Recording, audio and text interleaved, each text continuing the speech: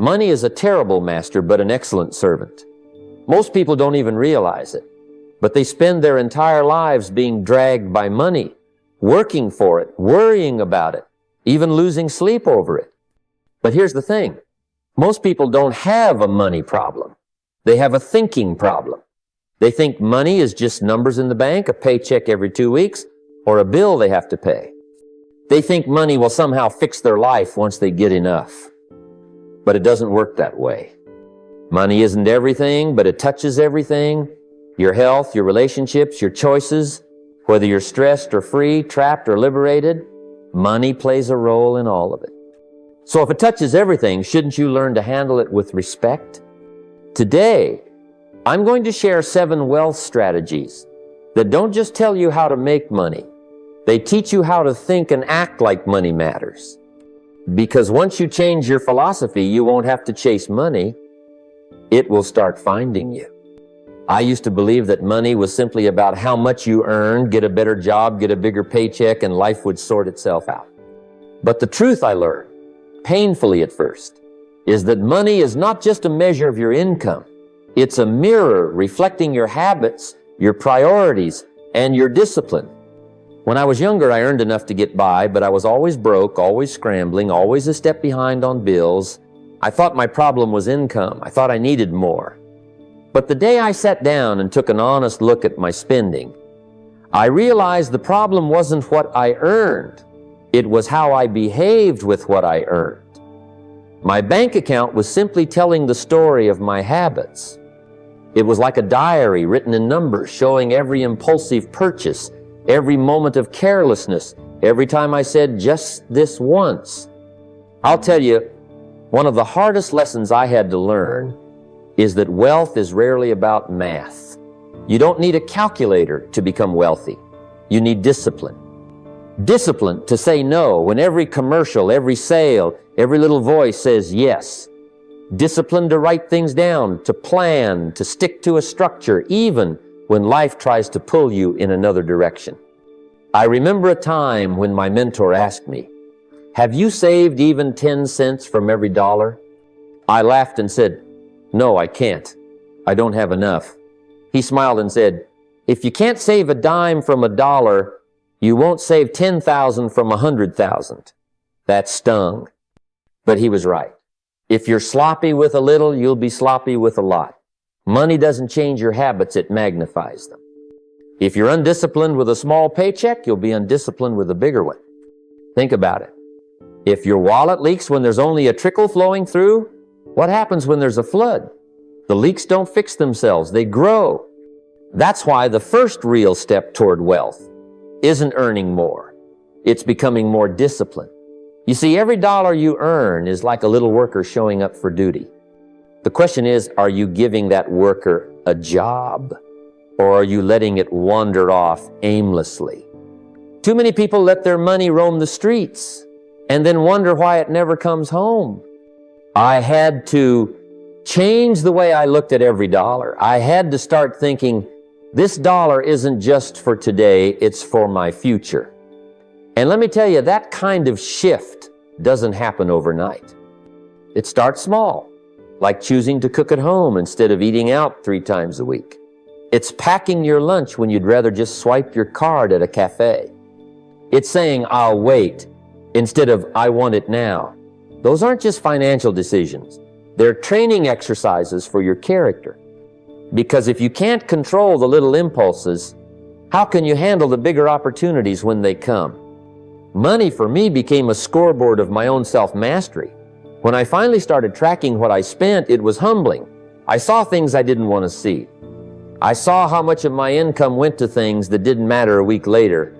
But I also saw something else, power. Because when you see clearly, you can change. I started making small adjustments, and for the first time, my money started to obey me instead of the other way around.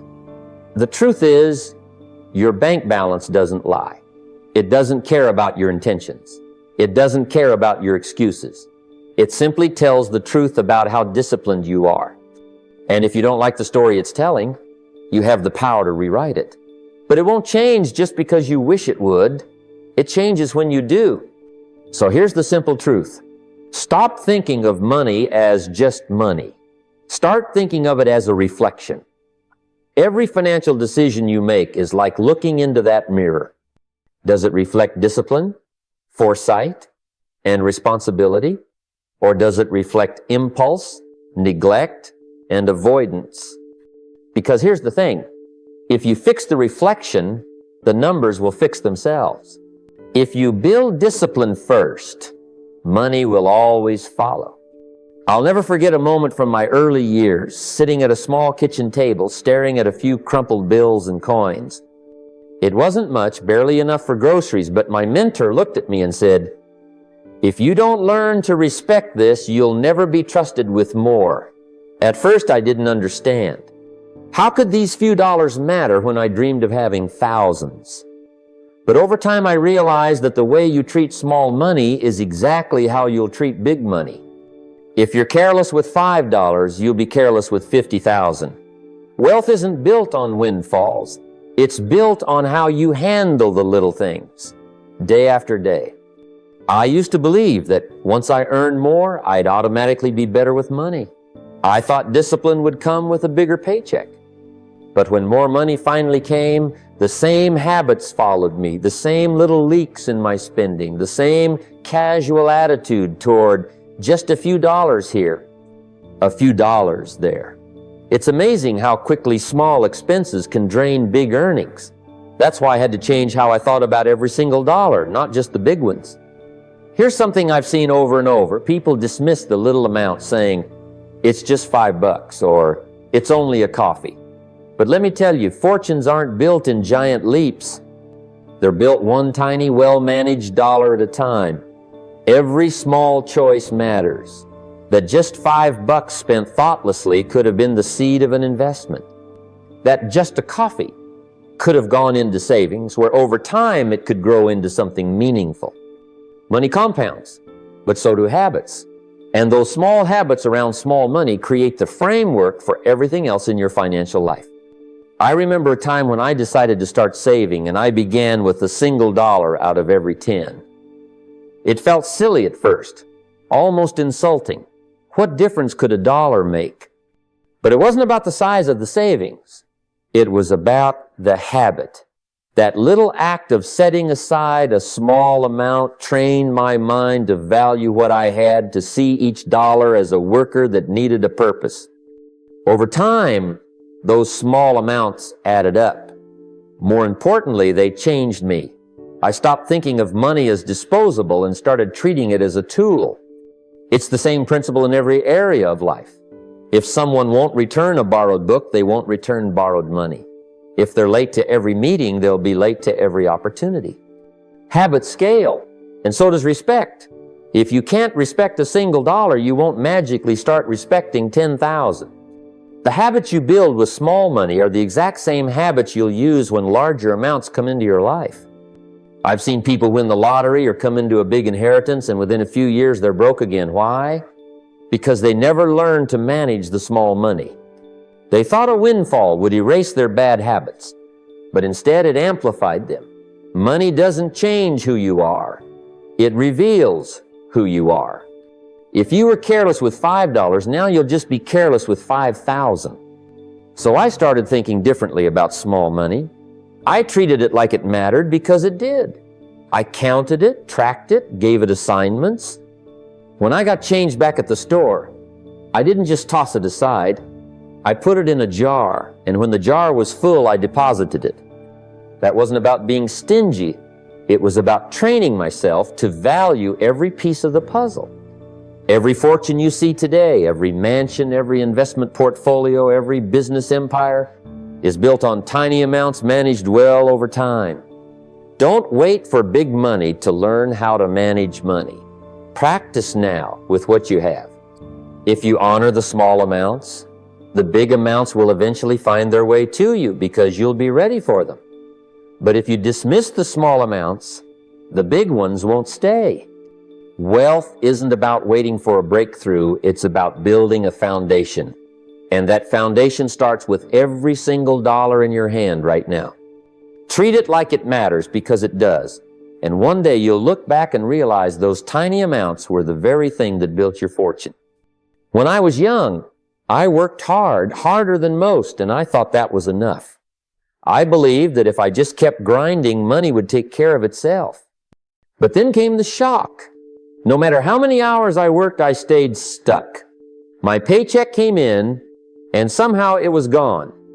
That's when my mentor leaned across the table and said something I'll never forget. Money has rules, and whether you know them or not, you're playing by them. That hit me like a brick. There are silent rules, taxes, compounding, debt, interest, and they don't care if you're aware of them or not. They're like gravity. Ignore them, and they'll drag you down. Understand them, and they'll lift you up. I used to see taxes as just numbers on a slip of paper, something I couldn't do much about. Then I learned that the wealthy don't ignore taxes. They study them. They know every deduction, every credit, every way to legally structure their money so that more stays working for them. Meanwhile, most people don't think about taxes until they're filing them. They overpay year after year simply because they never took the time to learn the rules. I once sat down with a man who earned less than me but seemed to be doing better. I couldn't figure it out until I saw how he handled taxes. He wasn't smarter than me, he was just informed. That day, I decided I'd never be too busy to learn the rules of the game I was playing every day. Then there's compounding, the silent giant. The first time someone explained it to me, I brushed it off. It sounded too simple. But compounding is one of the most powerful forces in the financial world. A single dollar invested, earning a small return, grows not just by addition, but by multiplication, interest on top of interest, growth on top of growth. The wealthy let compounding do the heavy lifting. They plant seeds early and give them time to grow. I think back to when I started putting away a small amount each month, barely enough to feel. At first it seemed pointless, but months became years, and the growth became astonishing. Not because I worked harder, but because I understood the rule and let time and compounding do what they always do. Debt has its own rules too, and most people are on the wrong side of them. I learned the hard way what happens when you don't respect debt. A few credit cards, a few I'll pay it off later purchases. Before I knew it, the interest was eating me alive. That's the thing about debt. It's either your servant or your master. The wealthy understand that borrowing for something that depreciates is like digging a hole and jumping in. But they also know there's such a thing as good debt, debt used to acquire assets that earn more than they cost. It's a sharp tool, and if you don't learn how to handle it, it'll cut you. And interest, that quiet, relentless rule that works for or against you depending on which side you're on. When I was broke, interest was a predator. Every month, the balance climbed higher, and my effort just barely kept it in check. But when I shifted, when I started saving and investing, interest switched sides. Suddenly, it was my ally. Every month, my money worked a little harder for me. The same rule, but a completely different result, because I had learned how to position myself. These rules aren't written on a wall somewhere. They don't announce themselves. That's why so many people stay stuck. They think hard work is enough, and they let ignorance drain them. But money doesn't reward ignorance. It rewards understanding. Once I started learning the rules, I saw opportunities everywhere. I stopped feeling like the system was against me and started using the system for me. Here's the truth. You're already living by these rules, whether you understand them or not. Taxes are taking from you or working for you. Compounding is either growing your wealth or growing your debt. Interest is either building you up or breaking you down. You can't opt out, but you can wise up. I tell people all the time, don't just work for money, learn how money works. Read the books, talk to experts, pay attention. Every hour you spend learning the rules will save you years of struggle. And once you learn them, you'll never see money the same way again. Because when you finally understand the silent rules of money, you stop feeling like a victim of it, and you start feeling like the master of it. I remember the first time I got a raise. I was young, hungry, and broke, and the moment that extra money hit my pocket, I started dreaming. A nicer car, a better apartment, maybe even some new clothes to look the part. And that's exactly what I did. I upgraded. The car payment got bigger, the rent went up, the dinners got fancier, and within months, I was just as broke as before, only with shinier things. That's when my mentor pulled me aside and said, "Every raise you get is either a trap or a tool. Choose wisely." Most people don't. The moment their income goes up, their lifestyle goes up too, sometimes faster. It's called lifestyle creep, and it eats wealth before it ever has a chance to grow. A raise should feel like freedom, but for most people it becomes another chain. They trade their future for a slightly better present, and when the next raise comes, they repeat the pattern. Years pass, and they wonder why they've worked so hard, yet have nothing to show for it. I learned that the wealthy think differently. When their income rises, they don't rush to upgrade their lifestyle. They hold it steady. They lock it. They keep driving the same car a little longer, keep living in the same house, keep saying no to the unnecessary. And instead of spending the extra money, they funnel it into assets that multiply. The first time I tried this, it felt strange. I got another raise and my friends were celebrating with trips, new toys, and nights out. I decided to do something different. I kept my old car, still a little dented. I stayed in the same small apartment. And I took every extra dollar from that raise and invested it, not just in stocks, but in myself. Books, seminars, courses. It didn't look glamorous, but over time, that decision started to change everything. The knowledge I gained opened new opportunities.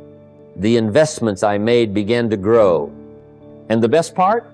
The next time I got a raise, I did the same thing and the effect compounded. Here's the truth. Every raise you get is a moment of decision. You can consume it, or you can plant it. You can turn it into bigger bills or into bigger opportunities. The wealthy plant it. They see raises not as an excuse to spend more, but as a chance to build more. Think about it like this. Imagine you earn an extra $500 a month. That's $6,000 a year. Over 10 years, that's $60,000 before it even compounds. Now imagine that money invested wisely, earning and growing. Suddenly, that small raise becomes a down payment on freedom. But if you let lifestyle creep swallow it, it's gone. And so is the chance to turn that small stream into a river.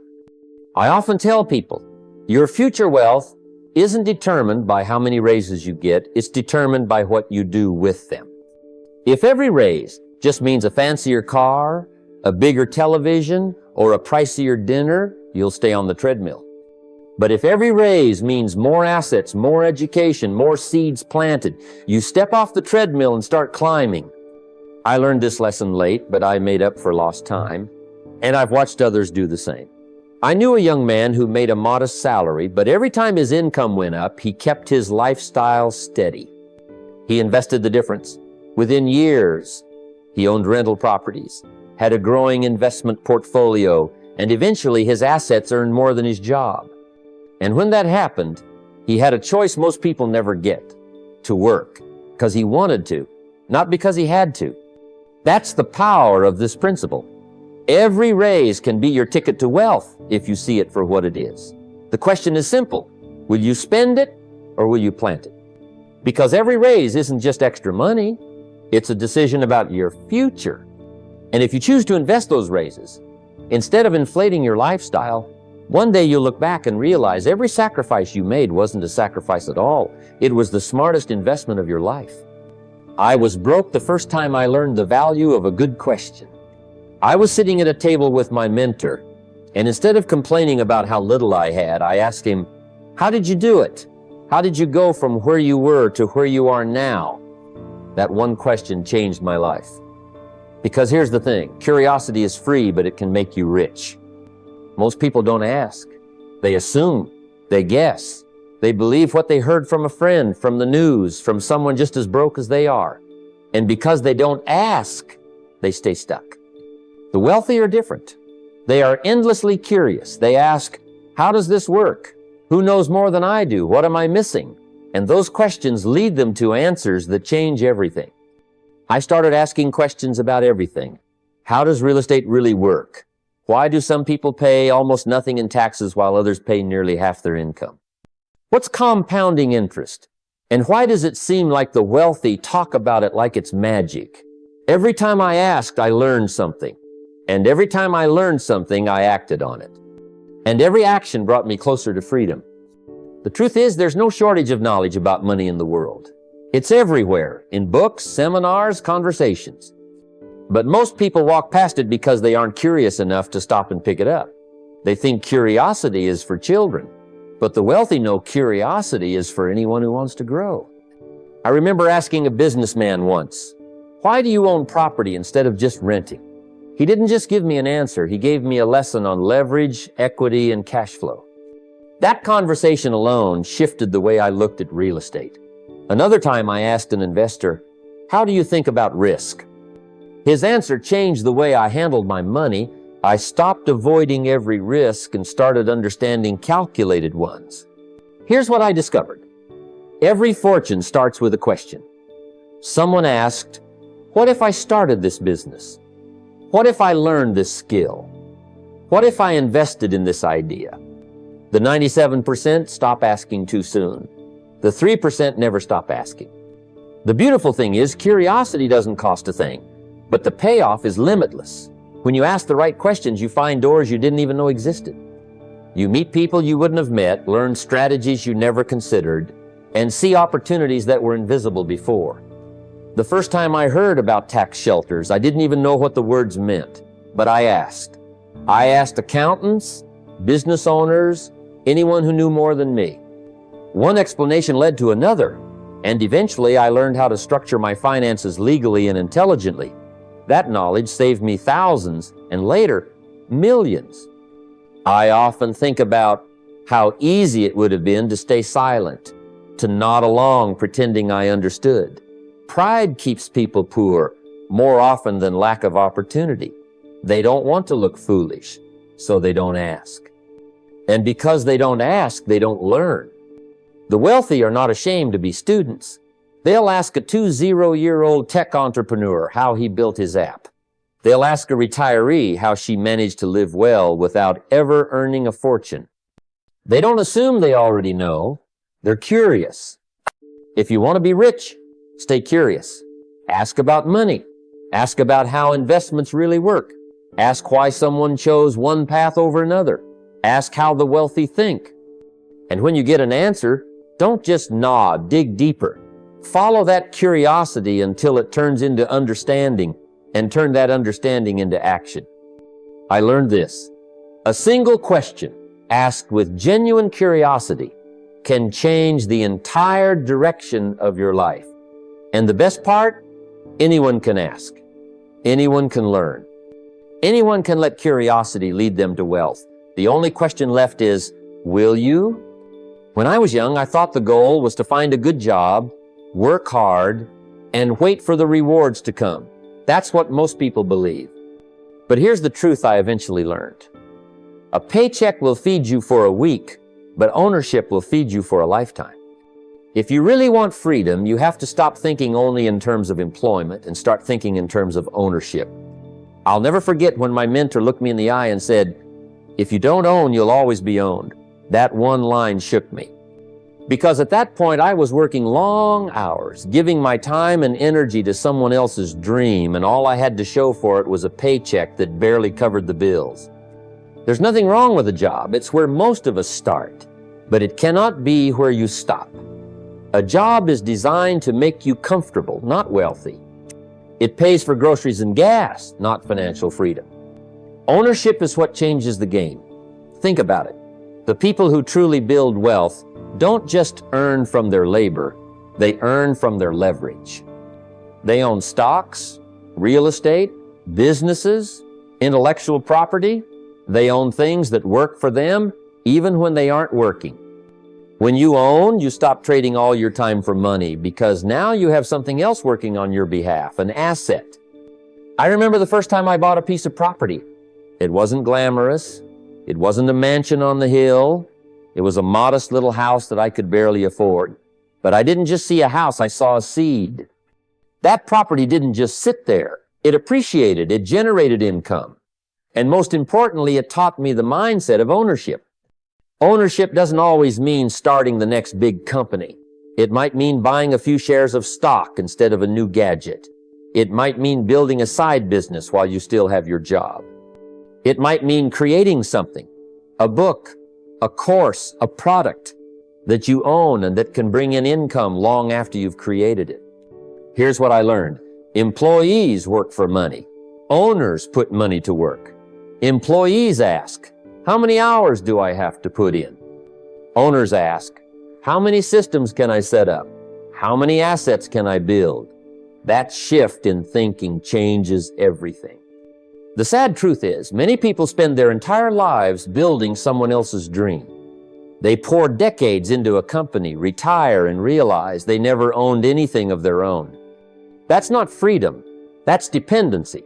And dependency is a dangerous place to live because the moment the paycheck stops, the security stops too. When I started creating ownership for myself, I realized how much power I'd been giving away. That stock purchase, that's ownership. That piece of real estate, ownership. That little side business that started with a weekend idea, ownership.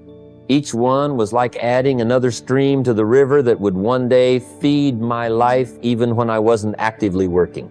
And here's the beauty. Ownership doesn't have to start big. You don't need millions in the bank to buy a share of a company or to start a tiny side business. You start where you are. You buy one share, you buy one book that teaches you about property, you make one small product. The key is to start thinking like an owner, not just a worker. I once heard someone say, if you don't find a way to make money while you sleep, you'll work until you die. That's the essence of ownership. When you own your money, your assets, your creations, keep working even when you rest. That's the difference between surviving and living free. So don't just work for the paycheck. Don't just show up to earn. Start looking for ways to own. Own a piece of something that grows. Own something that pays you back long after the work is done. Ownership is the bridge between where you are and the freedom you dream of. Many people believe that wealth is about looking wealthy, driving fancy cars, wearing designer clothes, and living in the biggest houses they can find. But the truth is, wearing your money on your sleeve often means you don't really own it, it owns you. I've seen many folks caught in this trap, spending every dime they make on appearances and status symbols, thinking that if they look successful, they must be successful. But this illusion is dangerous. It masks financial struggles beneath a shiny surface, and that kind of lifestyle can quickly lead to debt and stress. True wealth isn't about showing off or impressing others. It's about freedom and control over your life. When I first started out, I wasn't rich, and I didn't look rich either. I wore simple clothes and drove an old car, but I had something more valuable than flashy things. I had discipline.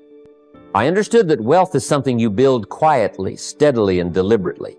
It's the result of good habits, wise decisions, and patience over time. The wealthy don't buy things to prove their worth, they buy freedom. The freedom to make choices, to take risks, and to live life on their own terms. Owning your money means your money works for you, not the other way around. It means investing in assets that grow over time, instead of draining your resources on temporary pleasures or status symbols. Luxury is tempting, but it often comes with invisible costs, maintenance, insurance, and lost opportunities. True wealth looks like simplicity because it's focused on what matters: security, options, and peace of mind. I remember meeting people who had impressive lifestyles, but lived paycheck to paycheck. They were enslaved by their possessions, always chasing the next upgrade, the next big purchase. Meanwhile, I was quietly building small investments and saving consistently. Over time, those small actions created a foundation that allowed me real freedom. So don't confuse luxury with wealth. Aim to own your money, not impress others with it. Buy freedom, not status, because freedom is the true measure of success. Money is attracted to habits, just like a magnet pulls in metal. If you find that money seems to slip through your fingers no matter how hard you work, It's likely because of the habits you're cultivating, habits that unknowingly repel wealth instead of attracting it. Late payments, impulse purchases, neglecting to track where your money goes, these are silent killers of financial progress. They create a cycle where money comes in but quickly leaves, leaving you frustrated and stuck. It's not about how much you make, it's about how you manage what you have. When I first began managing my finances, I realized that my biggest challenge wasn't earning more, but handling what I already had responsibly. Late payments would pile up, fees added on, and I wasn't aware of where my money was going. Once I started tracking every dollar I spent, a picture emerged that I hadn't seen before. I noticed patterns, small impulse buys here, forgotten subscriptions there, that drained my resources more than I thought. Awareness became my first step toward change. Saving first is a habit that changes everything. Before paying bills or buying anything else, setting aside a portion for your future self sends a powerful message, not just to your bank account, but to your mindset. It's a discipline that says, I value my tomorrow. When you pay yourself first, you stop being a slave to the demands of the moment and start investing in long-term growth. Investing consistently, no matter how small, is another habit that attracts money. Wealth doesn't arrive through sudden windfalls, but through steady, repeated actions. When I was starting out, I couldn't invest large sums, but I made a habit of investing a little each payday. Over time, those small, regular contributions compounded into significant resources. That's the power of habits, small decisions, repeated consistently, create momentum. The habits that attract money aren't glamorous. They're simple and practical, saving before spending, tracking finances honestly, and investing steadily. If you want to welcome money into your life, you have to create an environment where it wants to stay. Build habits that honor your future self and repel careless spending. Your money will follow where your habits lead. When it comes to building lasting wealth, the secret isn't found in a single grand gesture or a sudden windfall. Instead, it's in the steady daily actions that add up over time. The wealthy don't just dream about their future. They plan for it in decades. They envision where they want to be 10 years from now, what kind of life they want to live, and then commit to small but consistent steps that move them closer to that vision every day. I remember when I first started on my own path, I didn't have much in terms of resources or connections. What I did have was a clear picture in my mind of where I wanted to go, and that image was powerful enough to guide me through tough days and distractions. Each day I focused on what I could do that would compound, whether it was reading a few pages of a book, saving a little money, or learning a new skill. Those tiny efforts might have seemed insignificant at the moment, but over months and years they created a foundation no sudden success could replace. Thinking long-term means refusing to be swayed by short-term temptations. It's the ability to say no to immediate pleasures when they threaten to pull you away from your bigger goals. It's choosing to invest time and resources in things that may not pay off today or tomorrow, but will grow into something valuable a decade down the road. Wealth isn't built overnight. It's the result of persistence, patience, and a clear vision that keeps you anchored when life tries to steer you off course. At the same time, acting short-term doesn't mean rushing or stressing over every decision.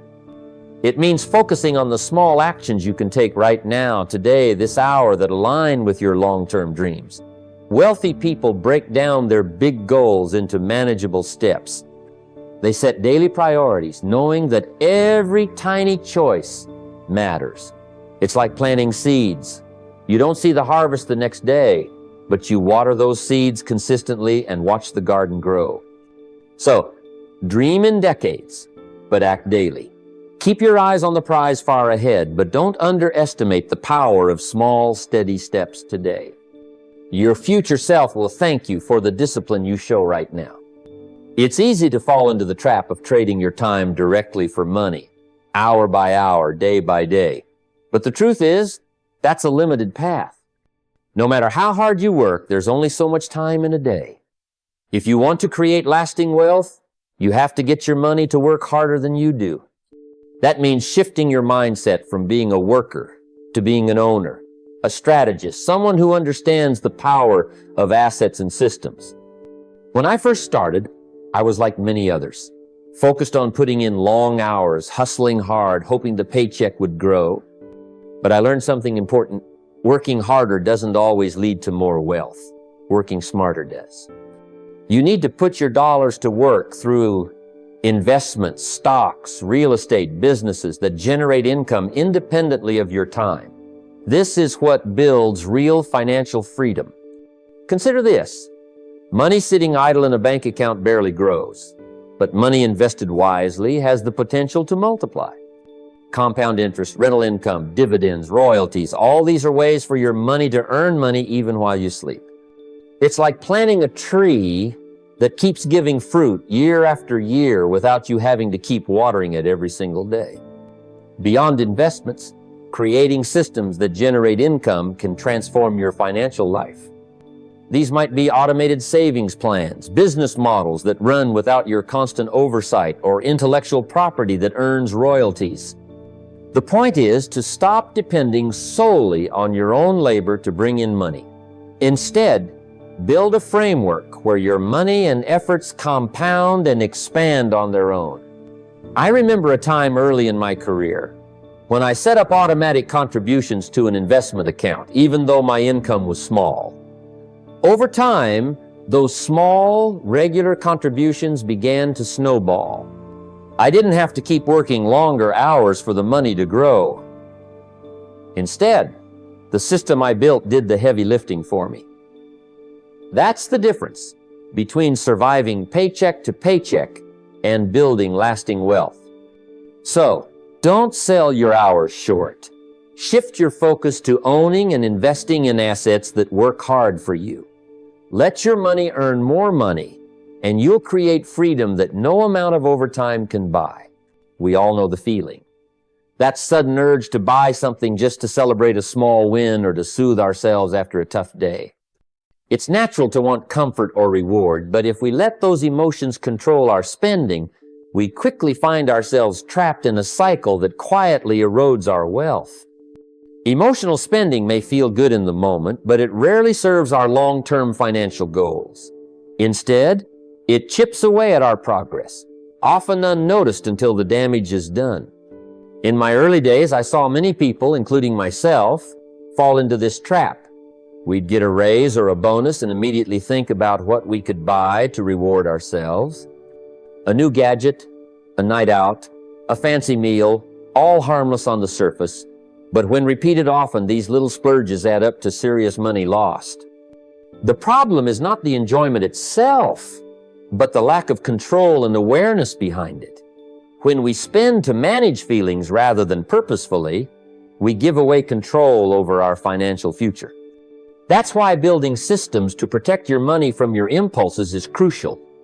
One of the most effective ways to do this is to automate your savings and investments. Before you have a chance to spend extra cash on a fleeting pleasure, that money is already being put to work for you. It's like setting a guardrail that keeps you on track even when your emotions want to pull you off course. I remember when I first committed to this approach. Instead of waiting to feel like saving, I set up automatic transfers from my paycheck to a separate account dedicated to investments and savings. Over time, this simple system turned into a habit that made discipline effortless. The money was gone before I could spend it, and that gave me peace of mind and momentum. Beyond automation, practicing awareness is key. When you feel the urge to spend emotionally, pause and ask yourself, will this purchase bring me closer to my goals or take me farther away? That moment of reflection can be powerful. It trains your mind to prioritize your future over immediate gratification. Avoiding emotional spending doesn't mean never enjoying life or rewarding yourself. It means taking control, being intentional, and building habits that protect your wealth from the ups and downs of feelings. Your money is a tool. Handle it wisely, and it will build your future. Handle it carelessly, and it will slip through your fingers. Guard your wealth by setting systems and boundaries that keep you aligned with your long-term vision. As we come to the close of this conversation, remember that wealth is not some distant dream reserved for the lucky few. It's a journey shaped by the choices you make every day, the habits you build, and the mindset you cultivate. Success is rarely about a single grand moment. It's about the steady, consistent actions repeated over time. You have within you the power to change your financial story, to step off the path of struggle, and walk confidently toward freedom. But knowledge alone isn't enough. It's action that turns dreams into reality. So, I challenge you today, start with one step. Track your spending. Save a small portion of your income. Read a page of a financial book. Surround yourself with those who inspire growth. Automate your savings. Set clear, specific goals. Whatever it is, begin now. Don't wait for the perfect time, the perfect income, or the perfect plan. The perfect moment is this moment. Your future wealth depends on the decisions you make today.